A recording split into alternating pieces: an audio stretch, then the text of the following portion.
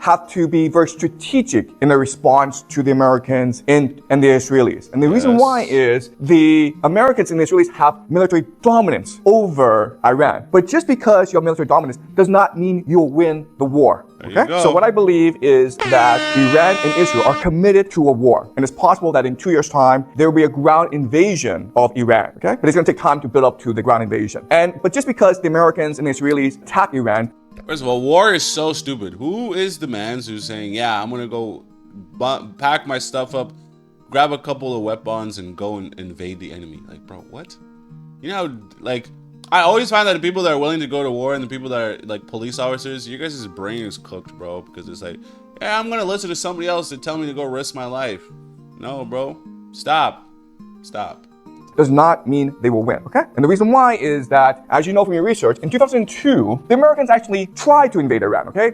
They ran a simulation called the 2002 Millennium Challenge. And the idea is, let's pretend that we will invade Iran and let's see what happens. So they divide the military into two teams, right? Team USA and Team Iran. Now, if you know anything about the American military, you will know that it is the most dominant, powerful military ever to exist in human history, okay? It is crazy powerful. If the entire world were to get together and said, let's go.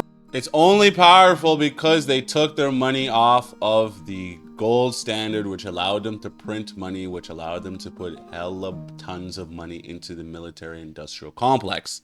It's all BS, which is why the US dollar has no value, and which is why the only thing that the US can shill is oil. All right? Fight the United States. The world would lose. The United States has the most powerful military in the entire world, okay? And Iran, it's a very poor country. So the United States invaded Iran and they wanted to see what would happen. And it turned out that who won? Iran won, okay? And the reason why Iran won is the idea of asymmetrical warfare, all right? And this is a very important idea that you must know if you are to understand this conflict. So what is asymmetrical warfare? All right, let's pretend that Jack and I are enemies. We hate each other and want to kill each other, okay? Jack has armor and he has a machine gun. I have nothing, okay? So in most battles, Jack's gonna kill me, right? But let's pretend that I live in a dark forest. And it's really hard to see in this dark forest, but I've been living there for decades, okay? So I know this dark forest very, very well. So if Jack attacks me in this dark forest, then it's possible for me to win because I can set traps, right? It's the same advantage that Vietnam had, the Viet Cong had in the jungles, which is why the Americans never defeated the Vietnam, bro. The Vietnamese people, because of the same sort of asymmetrical warfare. The guerrilla warfare was too strong. They couldn't evade it. They fell into traps made out of sticks and twigs and snake venom. My God, man. I can play tricks on Jack. And that's the idea of asymmetrical warfare, okay? Even though Jack is superior, because I'm inferior, I'm forced to be much more strategic in how I fight against Jack, okay? And so asymmetrical warfare means that as long as you can define the terms of engagement, as long as you can control how the war is fought, you will win. So let's look at what this means for Iran and the United States. So the United States has these aircraft carriers, and they cost like $1 billion, okay? They're very expensive, but they're very powerful. Now, in a symmetrical warfare, what happened is Iran sends its entire navy against this one aircraft carrier of the United States. And then what happens? The United States blows up the entire Iranian navy, okay? That's what would happen. So you don't do that, okay? You do not send your navy against an American aircraft carrier. What you do instead is you send drones, okay? Or drone swarms. So what they did in the Millennium Challenge was they had these suicide boats, right? Charging these aircraft carriers. And guess what, guys? If there's a lot of them, like 1,000 of them, you can't stop all of them. And if one hits, then your boat sinks. Okay? Does that make sense? Okay? That's what we call asymmetrical warfare. Now, what's important to understand is that in asymmetrical warfare, you have to control how much resources you use, okay? So, for example, this aircraft carrier costs like $1 billion. The drone swarms, okay, a drone may be $1,000 for a real one, okay? But then you have fake ones that cost $100. $1,000 are these drones that blow up, right? $100 are drones that don't blow up, right? You have 1,000 of these, and then that's like $10 million. And then you have 10,000 of these, and that's another $10 million, okay? So it'll cost you maybe $20 million to blow up a $1 billion aircraft carrier. Okay? Does that make sense? And this is why Iran would win a war, because Iran would employ asymmetrical warfare, drone swarms against the American aircraft carrier. They could not. The Americans just couldn't keep up financially with what the Iranians would do, essentially. Because if all these drones are so cheap, even if you throw the interceptor missiles that the Americans have, an interceptor missile costs between $2 to $6 million each. You're not winning, bro. If y'all seen that you guys weren't going to win since 2002, What would push you today to go to war against Iran, bro? You guys are so stupid, bro. War is dumb. And the true promise actually showed us that the Iranians would probably use a strategy. And the reason why is that the total package, the strike package that the Iranians used, cost about $10 to $30 million.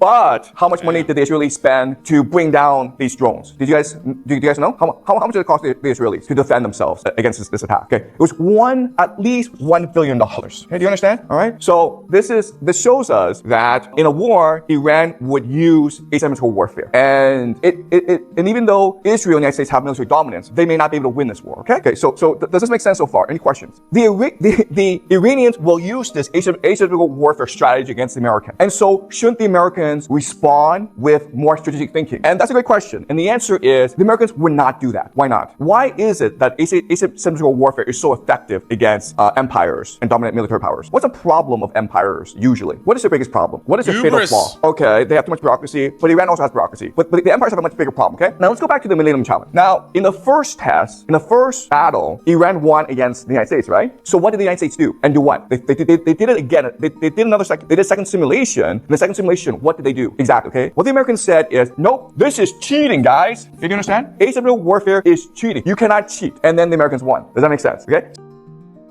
What? So the mans were just sore losers and said, nah.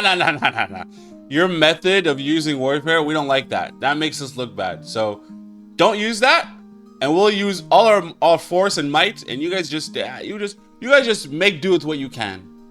And then they stop. Ridiculous, dude. So remember, in the first instance where you are allowed to use asymmetrical warfare, the Iranians won. In the second instance, the Americans said, no, asymmetrical warfare is cheating. So you're not allowed to use asymmetrical warfare. You must fight us directly. And the Americans won. What does this tell us about the American military? Exactly. Thank you. Okay. They are inflexible. Empires are inflexible. And the reason why is the idea of hubris, right? If you're an empire, you refuse to admit your failings and faults. You become very stubborn. Okay. So it's back to the example of Jack has his machine gun, his armor, right? He comes into the Dark Forest thinking like, I'm invincible, right? And like everyone's like, Jack, don't go into that dark forest. It's stupid. But Jack's like, no, I have a machine gun. I don't care, all right? So that's the situation. That's why asymmetrical warfare is so effective, because it allows you flexibility and creativity, and the empire, the dominant power, refuses to be flexible and creative, okay? Does that make sense, all right? And so the classic example of this is Vietnam, where the Vietnamese were clearly dominated by the Americans, but the Vietnamese were using extremely creative and flexible tactics against Americans, whereas the Americans insisted on their main military doctrine. Okay, does that make sense? All right, great. Okay, any more questions? That was a great question. Thank you.